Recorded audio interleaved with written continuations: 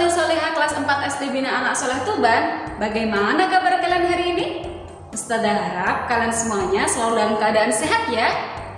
Nah, pada kesempatan kali ini kalian semuanya akan belajar bersama Ustazah Ana dalam pelajaran Bahasa Indonesia materi wawancara. Selamat belajar ya, tetap semangat. Baiklah, sebelum kita memulai pembelajaran hari ini, marilah kita baca basmalah bersama-sama ya. Bismillahirrahmanirrahim. Kompetensi dasar yang akan kita pelajari hari ini adalah KD 3.2, mencermati keterhubungan antar gagasan yang didapat dari teks lisan, tulis, atau visual. Dan KD 4.2, menyajikan hasil pengamatan tentang keterhubungan antar gagasan ke dalam tulisan. Ada beberapa hal yang dapat dilakukan untuk menggali informasi mengenai suatu hal, antara lain dengan membuka internet, membaca buku, dan mencari informasi di media cetak. Selain itu, cara lain yang dapat dilakukan untuk menggali informasi adalah dengan melakukan wawancara. Pada pembelajaran yang lalu, kita telah memetakan materi tentang wawancara, yakni pengertian, tujuan, sikap, langkah, pewawancara, narasumber, praktik, dan juga laporan. Untuk materi yang sudah kita bahas, yang pertama adalah pengertian, tujuan, sikap, langkah, pewawancara, narasumber. Dan saat ini kita akan belajar tentang praktik wawancara. Nah, sebelum Ustazah lanjutkan, Ustazah ingin menanyakan, masihkah kalian ingat apakah itu wawancara? Ya, benar. Wawancara merupakan kegiatan tanya jawab antara penanya dengan narasumber mengenai suatu hal. Selanjutnya adalah bentuk-bentuk wawancara. Yang pertama, wawancara berita, yaitu wawancara yang dilakukan untuk mencari bahan berita. Yang kedua, wawancara dengan pertanyaan yang sudah disiapkan.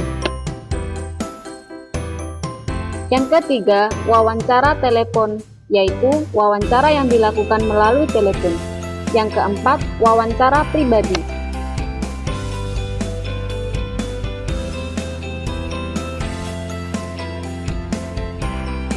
Yang kelima, wawancara kelompok, dilakukan oleh sekelompok wartawan yang mewawancarai seorang narasumber. Yang keenam, wawancara dengan banyak orang, dilakukan oleh satu pewawancara dan beberapa narasumber. Selanjutnya, kita akan membahas tentang kata tanya dalam wawancara. Dalam sebuah wawancara yang baik, penanya akan memberikan beberapa pertanyaan seputar tema wawancara. Pewawancara akan menggunakan kata tanya dalam wawancara tersebut. Perhatikan kata tanya berikut ini. Yang pertama, apa? Kata apa biasanya digunakan untuk menanyakan hal atau peristiwa yang terjadi. Yang kedua, di mana?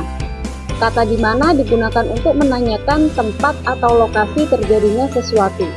Yang ketiga, kapan? Kata kapan ini digunakan untuk menanyakan waktu terjadinya suatu peristiwa. Yang ketiga, siapa? Kata siapa ini digunakan untuk menanyakan orang atau subjek yang terlibat dalam suatu peristiwa. Yang kelima, mengapa?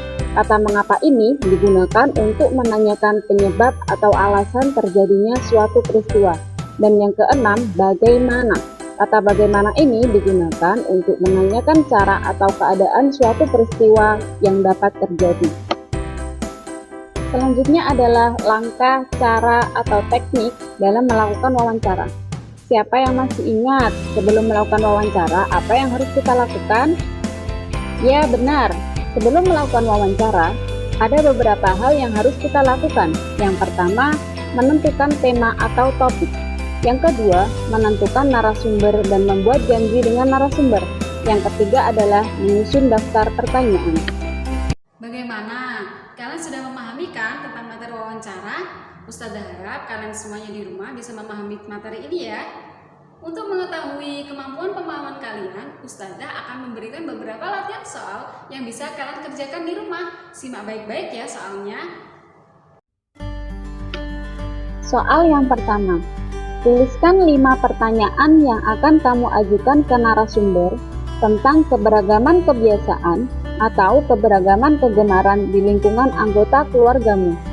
Yang kedua, ajukan pertanyaan tersebut ke narasumber yang ada di keluargamu.